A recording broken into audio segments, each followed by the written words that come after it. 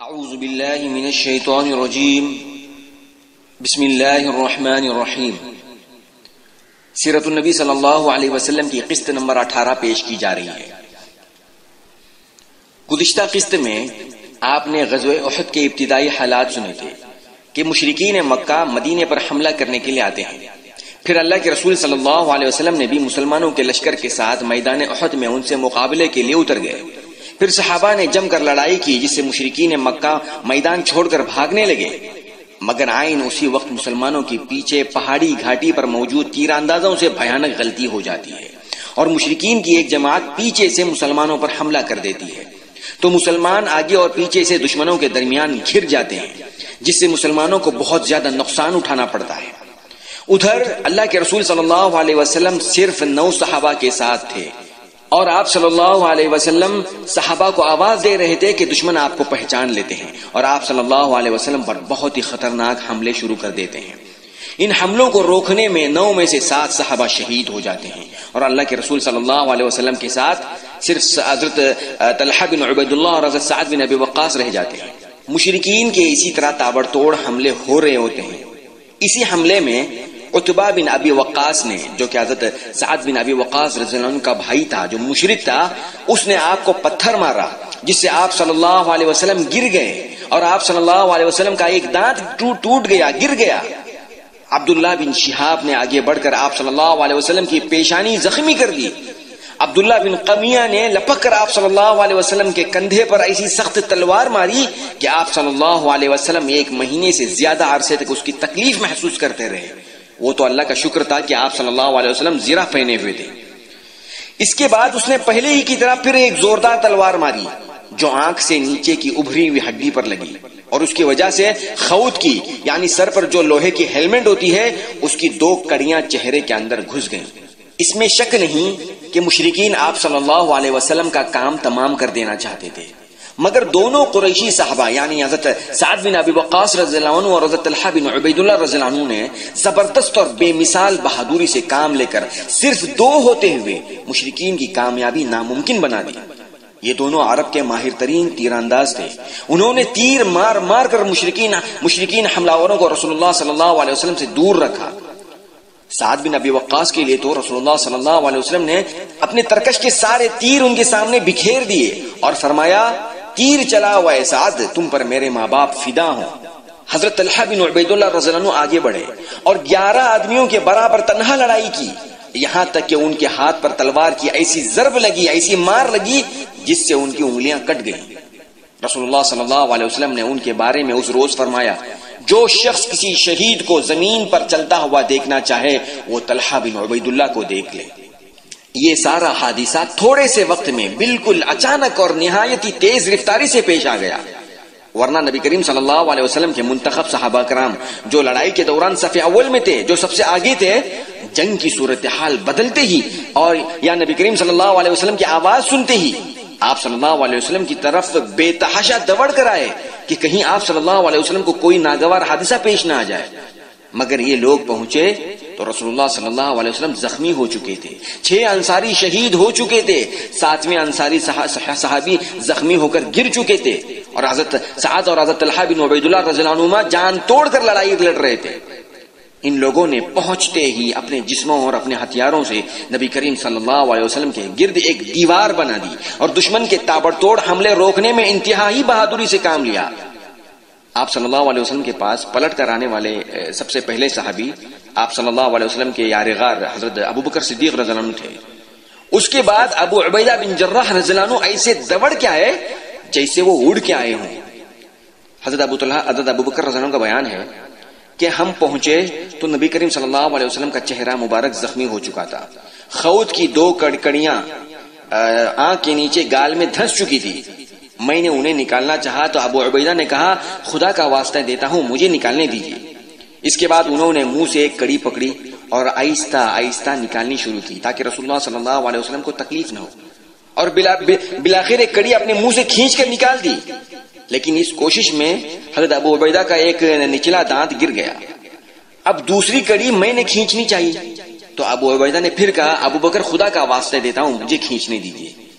اس کے بعد دوسری کھڑی بھی آہستہ آہستہ کھینچی، لیکن ان کا دوسرا نچلا دانت بھی گر گیا۔ پھر رسول اللہ صلی اللہ علیہ وسلم نے فرمایا اپنے بھائی طلحہ کو سنبھالو، اس نے جنت واجب کر لی ہے۔ پھر انہی نازک ترین لمحات کے دوران رسول اللہ صلی اللہ علیہ وسلم کے گرد کئی سارے جانباز صحابہ پہنچ گئے، جن میں بہادر اور بہادروں کی ماں ام عمارہ نصیبہ بنت کعب بھی تھیں۔ بہرحال اس موقع پر مسلمانوں نے ایسی بے مثال جانبازی کا مظاہرہ کیا جس کی مثال تاریخ میں نہیں ملتی۔ حضرت ابو طلحہ رضی اللہ عنہ نے، اچھا طلحہ بن عبید اللہ الگ ہیں جن کا تذکرہ پہلے آیا، ابو طلحہ یہ دوسرے صحابی ہیں۔ تو ابو طلحہ رضی اللہ عنہ نے اپنے آپ کو رسول اللہ صلی اللہ علیہ وسلم کے سامنے ڈھال بنا لیا۔ وہ اپنا سینہ سامنے کر دیا کرتے تھے تاکہ آپ صلی اللہ علیہ وسلم کو دشمن کے تیروں سے محفوظ رکھ سکیں۔ وہ ماہر تیر انداز بھی تھے، بہت کھینچ کر تیر چلاتے تھے، چنانچہ اس دن وہ 2 یا 3 کمانیں توڑ ڈالی۔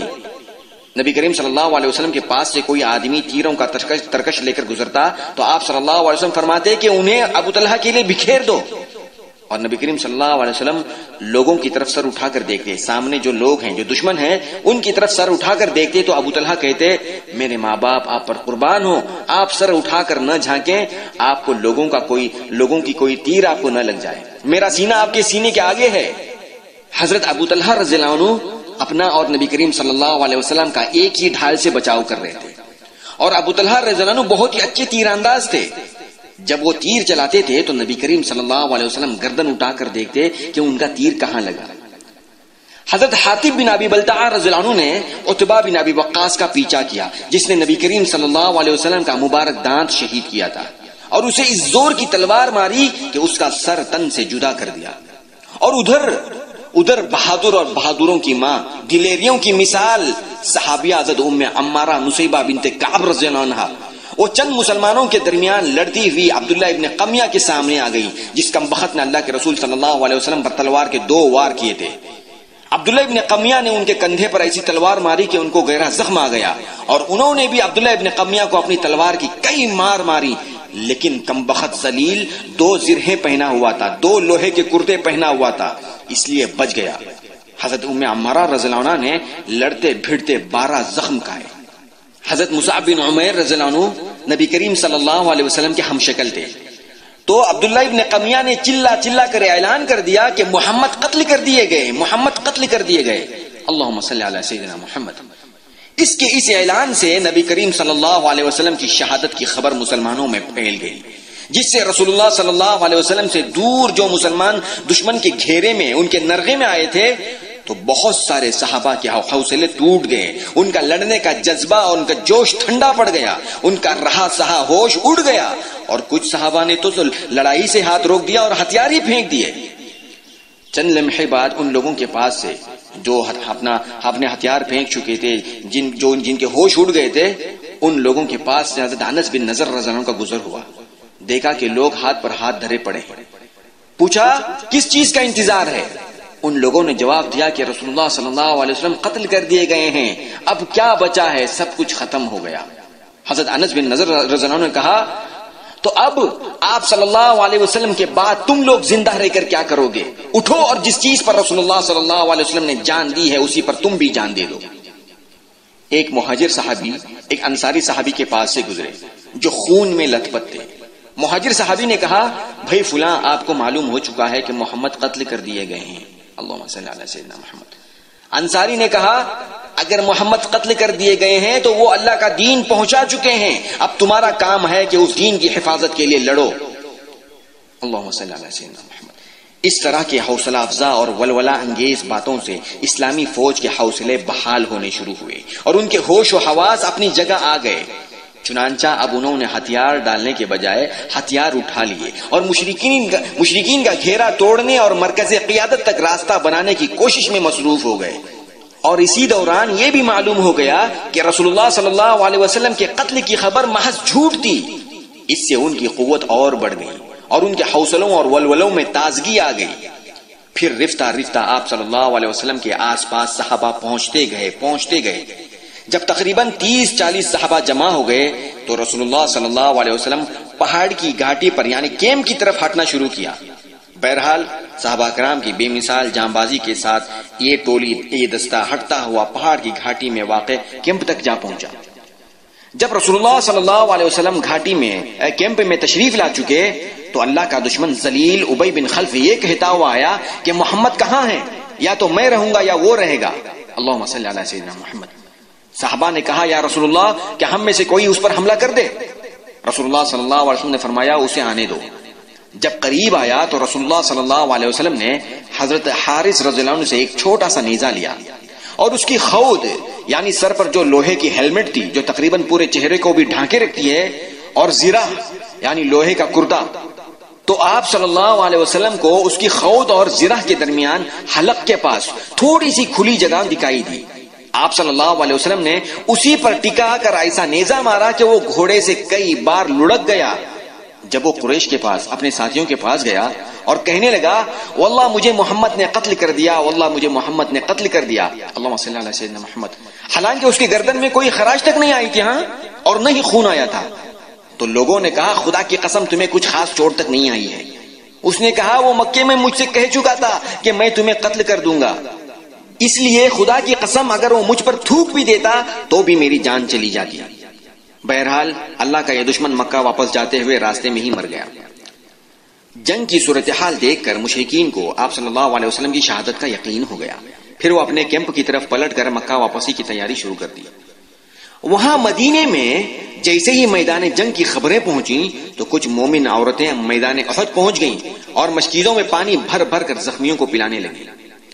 بہرحال رسول اللہ صلی اللہ علیہ وسلم نے احد پہاڑ کی گھاٹی میں اپنے مرکز قیادت میں ذرا سکون پایا تو حضرت علی رضی اللہ عنہ اپنے ڈھال میں پانی بھر کر لائے، اور آپ صلی اللہ علیہ وسلم کی لخت جگر حضرت فاطمہ رضی اللہ عنہا آپ کا زخم دھو رہی تھی اور حضرت علی رضی اللہ عنہ ڈھال سے پانی بہا رہے تھے۔ جب حضرت فاطمہ رضی اللہ عنہا نے دیکھا کہ پانی کے سبب خون بڑھتا ہی جا رہا ہے تو چٹائی کا ایک ٹکڑا لیا اور اسے جلا کر زخم پر چپکا دیا تو خون رک گیا۔ ادھر مشرکین نے واپسی کی تیاری مکمل کر لی تو ابو سفیان احد پہاڑ کے پاس آیا اور بلند آواز سے پوچھا کہ کیا تم میں محمد ہے؟ اللہم صلی علی سیدنا محمد، مگر کوئی جواب نہیں ملا۔ پھر پوچھا کیا تم میں ابو بکر ہیں؟ پھر پوچھا کیا تم میں عمر ہے؟ جب کوئی جواب نہیں ملا تو کہنے لگا چلو ان لوگوں سے چھٹکارا مل گیا۔ یہ سن کر حضرت عمر رضی اللہ عنہ کو غصہ آیا اور کہنے لگے او اللہ کے دشمن، جن کا تو نے نام لیا ہے وہ سب کے سب موجود ہیں۔ پھر اس کے بعد ابو سفیان نے نعرہ مارا اعلو حبل، حبل کی جے ہو۔ تب اللہ کے رسول صلی اللہ علیہ وسلم کے حکم پر حضرت عمر رضی اللہ عنہ نے جواب دیا اللہ اعلی و اجل، اللہ بلند اور برتر ہے۔ ابو سفیان نے کہا لنا عزا ولا عزا لکم، ہمارے لیے عزا ہے تمہارے لیے عزا نہیں۔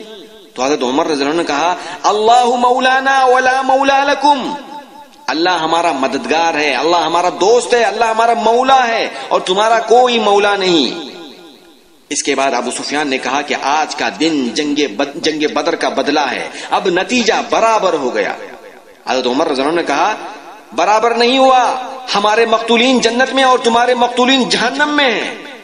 پھر ابو سفیان اور اس کے ساتھی واپس جانے لگے تو ابو سفیان نے کہا آئندہ سال بدر میں پھر لڑنے کا وعدہ ہے۔ رسول اللہ صلی اللہ علیہ وسلم نے ایک صحابی سے فرمایا کہ کہہ دو ٹھیک ہے، ٹھیک ہے، اب یہ بات ہمارے اور تمہارے درمیان طے رہی۔ بہرحال لشکر مکہ کی واپسی کے بعد مسلمان اپنے شہیدوں اور زخمیوں کی خبرگیری میں لگ گئے۔ زخمیوں میں اسیرم رضی اللہ عنہ بھی تھے۔ اسیرم یہ وہ شخص تھا جو زخمی ہو گئے تھے اور شہید ہو گئے۔ انہوں نے ابھی اسلام قبول کیا تھا۔ اسلام لانے کے بعد ان کو ایک وقت کی نماز تک پڑھنے کا موقع نہیں ملا۔ نبی کریم صلی اللہ علیہ وسلم نے فرمایا کہ وہ جنتی ہے۔ حضرت حنظلہ رضی اللہ عنہ کی لاش غائب تھی۔ تلاش کے بعد ایک جگہ اس حالت میں ملی کہ زمین پر پڑی تھی اور اسے پانی ٹپک رہا تھا۔ رسول اللہ صلی اللہ علیہ وسلم نے صحابہ کرام کو بتلایا کہ فرشتے انہیں غسل دے رہے ہیں۔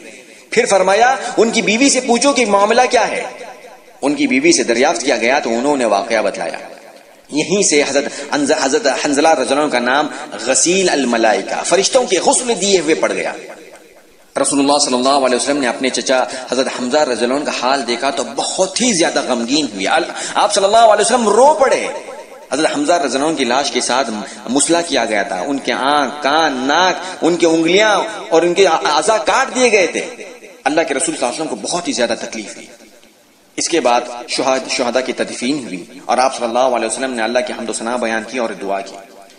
شہداء کی تدفین اور اللہ عز و جل کی ثنا و دعا سے فارغ ہو کر رسول اللہ صلی اللہ علیہ وسلم مدینے کے لیے نکلے. راستے میں حضور صلی اللہ علیہ وسلم کی ملاقات صحابیہ حضرت حمنہ بنت جحش رضی اللہ عنہا سے ہوئی. انہیں ان کے بھائی عبداللہ بن جحش کی شہادت کی خبر دی گئی. انہوں نے انا للہ پڑھی اور دعائیں مغفرت کی. پھر ان کے ماموں حضرت حمزہ بن عبد المطلب کی شہادت کی خبر دی گئی. انہوں نے پھر انا للہ پڑھی اور دعائیں مغفرت کی. اسی طرح آپ صلی اللہ علیہ وسلم کا گزر بنو دینار کی ایک خاتون کے پاس سے ہوا جس کے شوہر، بھائی اور والد تینوں شہید ہوئے تھے. جب انہیں ان لوگوں کی شہادت کی خبر دی گئی، ان کو کہا گیا کہ تمہارے بھائی شہید ہو گئے، تو وہ صحابیہ پوچھنے لگی کہ اللہ کے رسول کیسے ہیں. پھر ان کو کہا گیا کہ تمہارے والد بھی شہید ہو گئے، لیکن وہ پوچھنے لگی کہ اللہ کے رسول کیسے ہیں.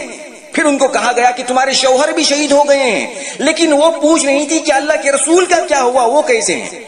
لوگوں نے کہا ام فلاں حضور بخیر ہیں اور بحمداللہ جیسا تم چاہتی ہو ویسے ہی ہیں. اس عورت نے کہا ذرا مجھے دکھلا دو، میں بھی آپ صلی اللہ علیہ وسلم کا وجود مبارک دیکھ لوں. لوگوں نے انہیں اشارے سے بتلایا دیکھو وہ رسول صلی اللہ علیہ وسلم وہاں ہیں. جب ان کی نظر آپ صلی اللہ علیہ وسلم پر پڑی تو بے ساختہ پکار اٹھی کل مصیبت بعدک جلل یا رسول اللہ، آپ کے بعد تو ہر مصیبت ہیج ہے. راستے میں حضرت سعد بن معاذ رضی اللہ عنہ کی والدہ آپ کے پاس دوڑتی ہوئی آئی. اس وقت سعد بن معاذ رضی اللہ عنہ رسول اللہ صلی اللہ علیہ وسلم کی گھوڑے کے لگام تھامے ہوئے تھے. کہنے لگے یا رسول اللہ یہ میری والدہ ہیں. آپ صلی اللہ علیہ وسلم نے فرمایا انہیں مرحبا ہو. اس کے بعد ان کے استقبال کے لیے رک گئے. جب وہ قریب آ گئیں تو آپ نے ان کے صاحبزادے عمرو بن معاذ کی شہادت پر ان کے لیے کلمات تعزیت کہے اور انہیں تسلی دی اور صبر کی تلقین فرمائی. کہنے لگی جب میں نے آپ صلی اللہ علیہ وسلم کو بس صحیح سلامت دیکھ لیا تو میرے لیے ہر مصیبت ہیج ہے. بہرحال اس جنگ میں مسلمان شہیدوں کی تعداد 70 تھی اور مکہ کے لشکر کے مقتولین کی تعداد 37 تھی. مسلمانوں نے جنگ احد سے واپس آ کر یعنی 8 شوال سن 3 ہجری سنیچر اور اتوار کی درمیانی رات ہنگامی حالت میں گزاری. جنگ نے ان کو تھکا دیا تھا، انہیں چور چور کر کے رکھا تھا، مگر اس کے باوجود وہ رات بھر مدینے کے راستوں پر پہرا دیتے رہے اور اپنے سپہ سالار اعظم رسول اللہ صلی اللہ علیہ وسلم کی خصوصی حفاظت پر ڈیوٹی دیتے رہے، کیونکہ وہ دشمن سے مطمئن ہو کر بیٹھ نہیں سکتے تھے. پھر رسول اللہ صلی اللہ علیہ وسلم نے جنگ احد کے دوسرے دن یعنی اتوار کو 8 شوال سن 3 ہجری کو صبح یہ اعلان فرمایا کہ دشمن کے مقابلے کے لیے چلنا ہے، اور ساتھ ساتھ یہ بھی اعلان کر دیا کہ ہمارے ساتھ صرف وہی آدمی چل سکتا ہے جو جنگ احد میں موجود تھا، جو موجود نہیں تھا وہ ہرگز نہ آئے. عبداللہ بن ابی منافق نے بہت کوشش کی کہ وہ اپنے ساتھیوں کو لے کر آئے، لیکن اللہ کے رسول صلی اللہ علیہ وسلم نے سیدھا انکار کر دیا. بہرحال پروگرام کے مطابق رسول اللہ صلی اللہ علیہ وسلم مسلمانوں کو ساتھ لے کر روانہ ہوئے اور مدینے سے 8 میل دور حمراء الاسد جگہ پر پہنچ کر پڑاؤ ڈالا اور وہیں رکے رہے. مکی لشکر جنگ احد سے واپس مکہ جانے کے لیے پلٹا اور جانے لگا تو راستے میں ابو سفیان کو لوگوں نے ملامت کی کہ ہم نے مسلمانوں کو ختم نہیں کیا ہے، بس جنگ میں ہمارا پھلڑا بھاری رہا ہے، اس لیے اب ہم کو مدینے میں گھس کر حملہ کر دینا چاہیے. مگر ان کو اللہ کے رسول صلی اللہ علیہ وسلم کے مدینے سے نکل کر ان کا پیچھا کرنے کے بارے میں خبر ملی. یہ باتیں سن کر مکی لشکر کے حوصلے ٹوٹ گئے، ان پر گھبراہٹ اور رعب طاری ہو گیا اور انہیں اسی میں عافیت نظر آئی کہ مکے کی طرف جانے میں عافیت ہے، اسی میں ہی بھلائی ہے. بہرحال رسول اللہ صلی اللہ علیہ وسلم اتوار کے دن حمراء الاسد گئے تھے. پھر منگل بدھ یعنی سن 3 ہجری 9 10 11 شوال تک وہیں رہے. اس کے بعد مدینہ واپس آئے. انشاءاللہ اگلی قسط میں رجیع کا حادثہ اور بئر معونہ کا المیہ، جن میں دھوکے سے صحابہ کرام کی جماعتوں کو قتل کیا گیا تھا، جس سے نبی کریم صلی اللہ علیہ وسلم کو بہت ہی زیادہ تکلیف ہوئی تھی. اور اسی طرح یہودیوں کے ایک اور قبیلے نے مدینے میں فساد کرنا چاہا، مگر اس کو بھی اللہ کے رسول صلی اللہ علیہ وسلم نے مدینے سے باہر نکال دیا. انشاءاللہ اس کے بارے میں اگلی قسط میں سنیں گے. والسلام علیکم ورحمۃ اللہ.